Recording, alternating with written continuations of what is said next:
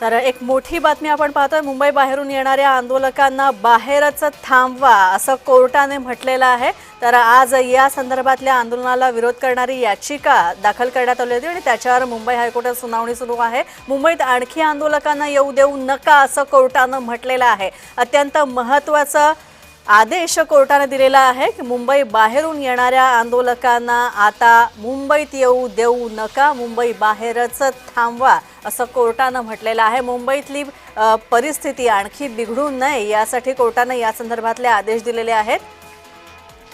तर मुंबईत आणखी आंदोलक आता येणार नाहीत यापुढे, याची पुरेपूर काळजी घ्या असं कोर्टाने म्हटलेलं आहे। तसे निर्देश दिलेले आहेत। मुंबई बाहेरून दिवसागणिक जशी या आंदोलनाला परवानगी मिळते तसे आंदोलक सुद्धा इथे येतात आणि त्यामुळे आता या आंदोलकांना रोखा असं कोर्टाने म्हटलंय।